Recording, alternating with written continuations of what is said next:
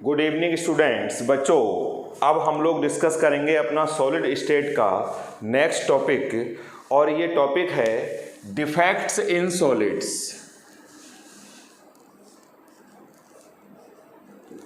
Defects in solids, इसको बोलते हैं इम्परफेक्शंस। डिफेक्ट बोले या इम्परफेक्शन बोले एक ही बात है। सॉलिड्स में डिफेक्ट अगर कॉन्स्टिट्यूटिंग पार्टिकल्स यानी एटम्स का अरेंजमेंट डिस्टर्ब हो जाए, जैसे एटम यहाँ पे है, यहाँ से उठ के चला गया, यहाँ पे एक वैकेंसी हो गई, या यहाँ पर इसकी पोजीशन थी, इसने अपनी पोजीशन छोड़ के पड़ोस में कहीं पर आके आ गया, तो ये जो डिफेक्ट होगा ये होगा पॉइंट डिफेक्ट। एक होता है पॉइंट डिफेक्ट बोले या एटॉमिक डिफेक्ट बोले। कुल मिला के अगर हम क्लासिफाई करें तो defects are classified into two types. पहला होगा एटॉमिक डिफेक्ट, इसी को बोलते हैं पॉइंट डिफेक्ट, और दूसरा होगा लाइन डिफेक्ट। लाइन डिफेक्ट का मतलब किसी भी सॉलिड के अंदर पार्टिकल्स यानी कॉन्स्टिट्यूटिंग पार्टिकल्स की ये लाइन है, पूरी लाइन डिस्टर्ब हो जाएगी।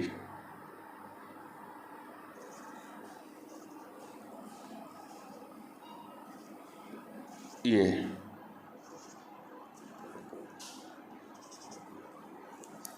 पूरी लाइन ही डिस्टर्ब हो गई। देखो यहाँ पर आ रही थी ऊपर से 4 लाइनें, और बीच में आके लाइनें हो जाएंगी कम। देखो ये पूरी लाइन आ रही है पार्टिकल्स की, यहाँ पर ये लाइन कम हो गई।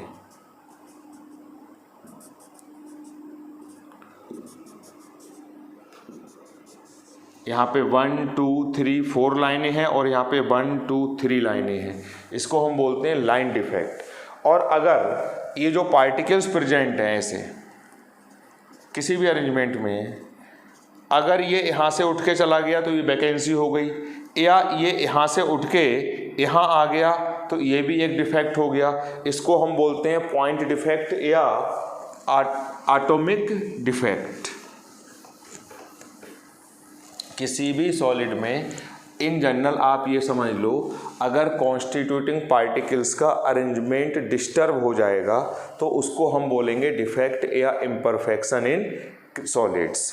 डिफेक्ट्स ये जो पॉइंट डिफेक्ट हैं यानी एटॉमिक डिफेक्ट, ये 2 टाइप के होते हैं। पहला है स्टीचियोमेट्रिक डिफेक्ट, और दूसरा है non stoichiometric defect.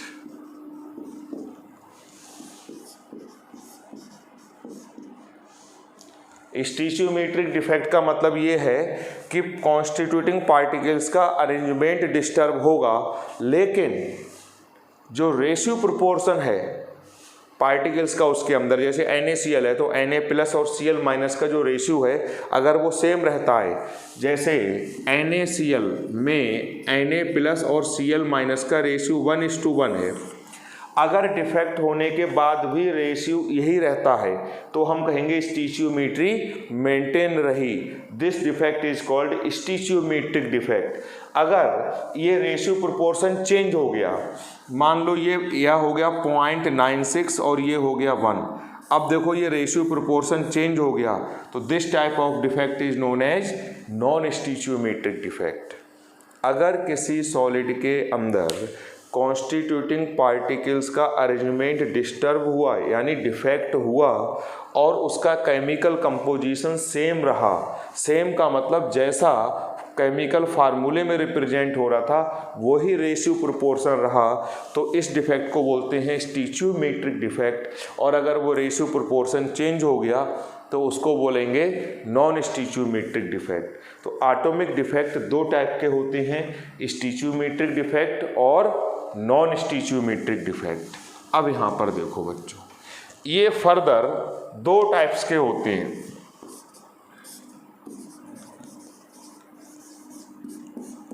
Schottky defect और फ्रैंकेल डिफेक्ट, ये दो टाइप के होते हैं, मेटल एक्सेस और मेटल डेफिशिएंसी।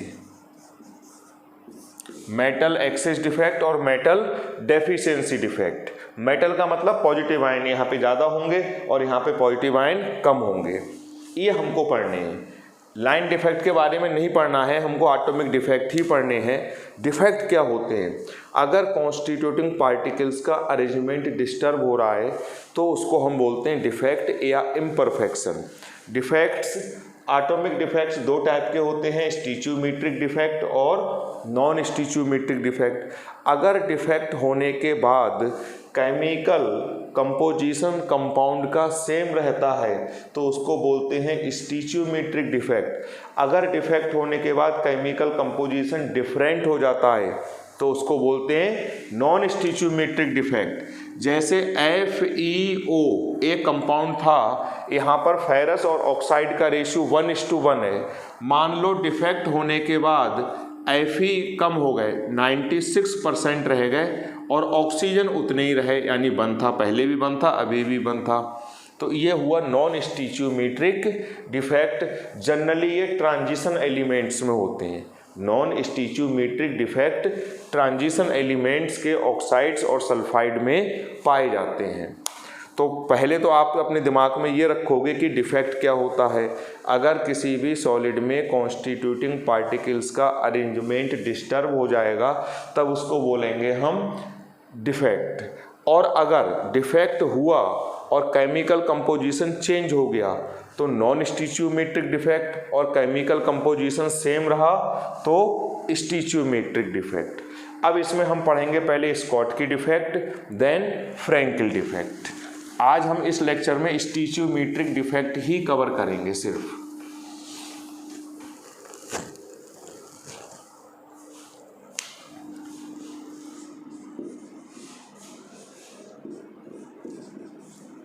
स्कॉटकी डिफेक्ट, इसमें देखो बच्चों, कोई आयनिक कंपाउंड है A+ और B- से मिलके बना है।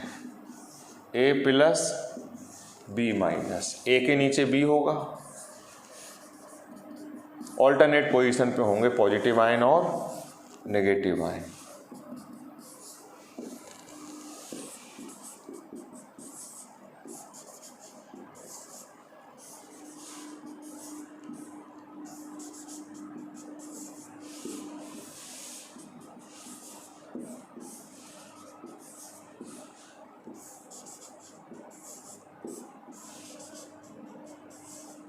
ये कोई सॉलिड था। इस समय इसमें बच्चों कोई डिफेक्ट नहीं है, पहले पॉजिटिव आयन, फिर नेगेटिव, फिर पॉजिटिव, फिर नेगेटिव, बिल्कुल रेगुलरली अरेंज्ड हैं। ठीक, अगर इसके अंदर से ऐसा हो कि इक्वल नंबर ऑफ कैटायंस और एनायंस अपनी पोजीशन छोड़ के चले जाएं, इस समय इसके अंदर बच्चों A+ आयन और B- आयन 8:8 यानी 1:1 में है। ठीक, अब इसके अंदर जितने पॉजिटिव आयन हटेंगे उतने ही नेगेटिव आयन। पॉजिटिव आयन गया ये मान लो A+ और नेगेटिव आयन गया मान लो ये B-। अब देखो इसके अंदर पॉजिटिव आयन हो गए 7 और नेगेटिव आयन भी हो गए 7। अभी भी रेशियो 1:1 रहा, पहले भी 1:1 था, अभी भी क्या रहा 1:1। यानी पहले इस कंपाउंड का फार्मूला था AB और अभी भी क्या रहा AB, कोई डिफरेंस नहीं आया। इस टाइप के डिफेक्ट को हम बोलते हैं स्टीचियोमेट्रिक डिफेक्ट, क्योंकि स्टीचियोमेट्री जो पहले थी डिफेक्ट से वही डिफेक्ट के बाद है। Stoichiometric means ratio proportion. If equal number of cations and anions leave their position then this is known as Schottky defect. अब इस डिफेक्ट में देखो बच्चों, वॉल्यूम उतना ही रहा, ये कम हो गए 2 पार्टिकल, यानी मास कम हो गया। डेंसिटी इक्वल टू होता है मास अपॉन वॉल्यूम, वॉल्यूम उतना ही रहा, मास कम हो गया तो डेंसिटी डिक्रीज हो गई, यानी इस डिफेक्ट में डेंसिटी डिक्रीज होती है। एग्जाम्पल में आप लिख दोगे alkali metal halides and AgBr। Alkali metal halide का मतलब जैसे NaCl, KCl, KBr alkali metals के हैलाइड और AgBr में ये वाला डिफेक्ट पाया जाता है। स्कॉट की डिफेक्ट क्लियर हो गया। इसमें क्या होगा, किसी भी आयनिक कंपाउंड में से इक्वल नंबर ऑफ कैटायंस और एनायंस अपनी पोजीशन छोड़ के चले जाएंगे, जिस वजह से डेंसिटी कम हो जाएगी लेकिन स्टिचियोमेट्री मेंटेन रहेगी। ये हो गया हमारा स्कॉट की डिफेक्ट। इस डिफेक्ट में डेंसिटी कम होती है और एग्जाम्पल है alkali metal halides and AgBr। अगला आएगा बच्चों हमारा फ्रैंकेल डिफेक्ट।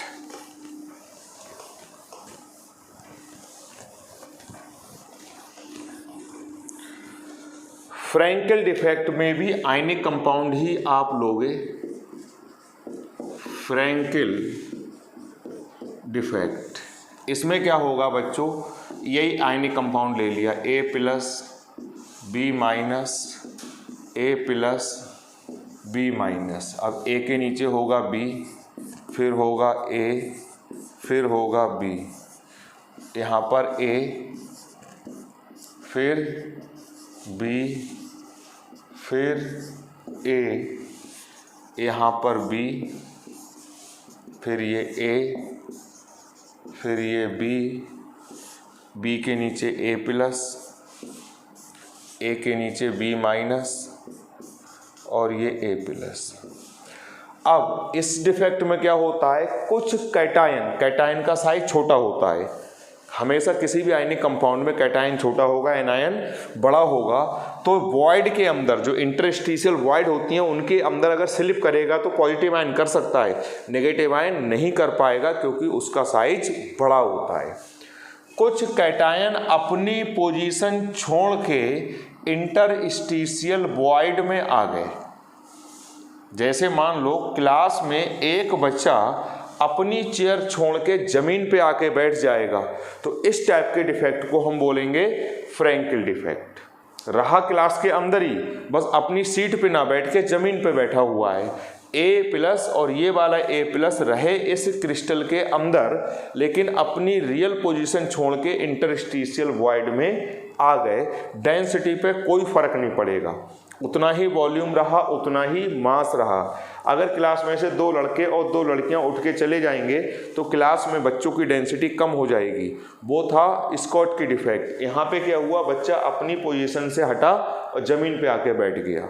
तो अगर few cations leave their position, if few cations leave their position and enter into interstitial void, then this type of defect is called Frankel defect।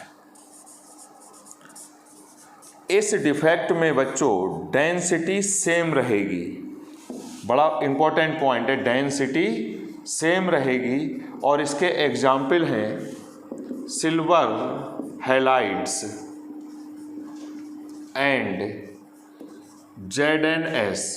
Silver halide का मतलब जैसे AgCl, AgBr, AgI।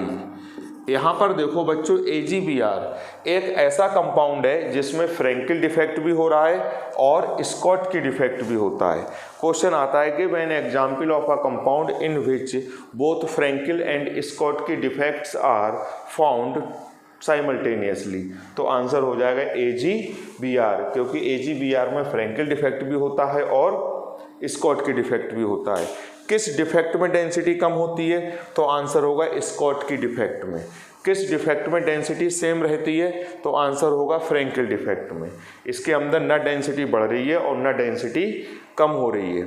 तो आज हमने बच्चों इस लेक्चर में starting करी थी डिफेक्ट्स या इम्परफेक्शंस। ये 2 टाइप के थे, पॉइंट डिफेक्ट या एटॉमिक डिफेक्ट, और दूसरा था लाइन डिफेक्ट। लाइन डिफेक्ट में तो पूरी एक कॉन्स्टिट्यूटिंग पार्टिकल्स की पूरी एक लाइन गायब हो रही थी, और पॉइंट डिफेक्ट में कॉन्स्टिट्यूटिंग पार्टिकल्स की पोजीशन के अराउंड डिस्टरबेंस क्रिएट हो रहे थे, या तो वो हट के यहाँ बैठ रहा था या उठ के चला जा रहा था। फिर एटॉमिक डिफेक्ट दो टाइप के थे, स्टिचियोमेट्रिक डिफेक्ट और नॉन स्टिचियोमेट्रिक डिफेक्ट। स्टिचियोमेट्रिक डिफेक्ट वो थे जिसमें डिफेक्ट होने के बाद कंपाउंड का केमिकल कंपोजिशन सेम रहा, जो कि रिप्रेजेंट हो रहा था उसके केमिकल फार्मूले से।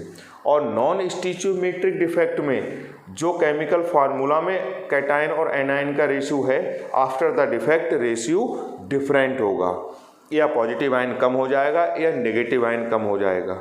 तो वो दो टाइप के होंगे, स्टिचियोमेट्रिक भी दो टाइप के होंगे। स्टिचियोमेट्रिक में दो टाइप मैंने आपको डिस्कस कर दिए, पहला टाइप हो गया स्कॉटकी, दूसरा हो गया फ्रैंकेल। और नॉन स्टिचियोमेट्रिक में जो होंगे वो दो हैं, metal access defect and metal deficiency defect. वो हम नेक्स्ट लेक्चर में करेंगे। Thank you.